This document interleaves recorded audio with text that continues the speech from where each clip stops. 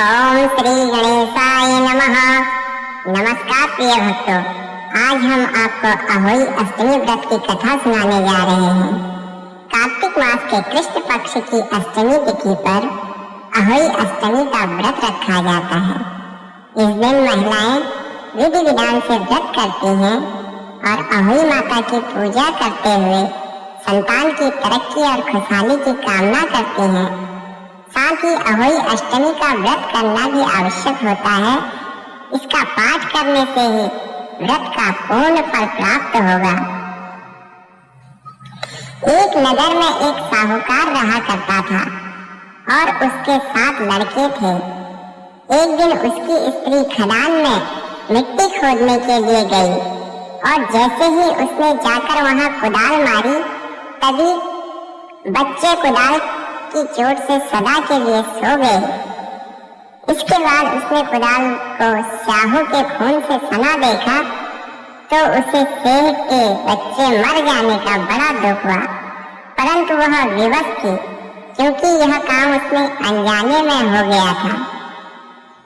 उसके बाद वह बिना मिट्टी लिए ही खेत करती हुई अपने घर आ गई और उधर जब से अपनी घुड़काल में आई, अपने बच्चों को मरा हुआ देखकर नाना प्रकार से विलाप करने लगी और ईश्वर से प्रार्थना करते हुए कहा कि जिसने मेरे बच्चों को मारा है उसे भी इसी प्रकार का कष्ट होना चाहिए। तत्पश्चात शेष के आप से शैतानी के 7 लड़के एक ही साल के भीतर समाप्त हो गए, अर्थात जीवित नहीं रहे। इस प्रकार अपने बच्चों को असमय काल के मुंह में समाते हुए देख सेठ सेठनी इतने दुखी हुए कि उन्होंने किसी तीर्थ पर जाकर अपने प्राण गंवा देना उचित समझा। इसके बाद वे घर छोड़कर पैदल ही किसी तीर्थ की ओर चल दिए और खाने की ओर कोई ध्यान न देकर जब उनमें शक्ति और साहस रहा तब तक वे चलते रहे और जब वे पूर्णतया अशक्त हो गए तो अंत में मूर्छित होकर गिर पड़े।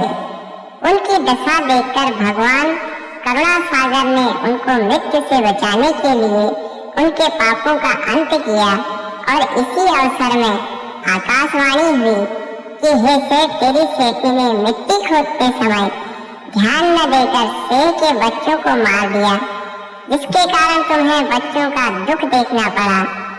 यदि अब पुनः घर जाकर तुम मन लगाकर गौ की सेवा करो और अहोई माता अजंता देवी का विधि विधान से व्रत आरंभ करके प्राणियों पर दया करते हुए स्वप्न में भी किसी को कष्ट नहीं दोगे तो तुम्हें भगवान की कृपा से पुनः संतान का सुख प्राप्त होगा। इस प्रकार आकाशवाणी सुनकर सेठ सेठनी कुछ आसान्वित हो गए और भगवती देवी का स्मरण करते हुए घर की ओर चले गए। इसके बाद श्रद्धा भक्ति से न केवल अहोई माता का व्रत अपितु गौ माता की सेवा करना भी उन्होंने आरंभ कर दिया तथा जीवों पर दया भाव रखते हुए क्रोध और देश का सर्वथा परित्याग कर दिया। ऐसा करने के पश्चात भगवान की कृपा से वे सेठ सेठनी 7 पुत्र वाले होकर अगणित पौत्र सहित संसार में नाना प्रकार के सुखों को भोगकर स्वर्ग में चले गए। बोलो अहोई माता की जय हो।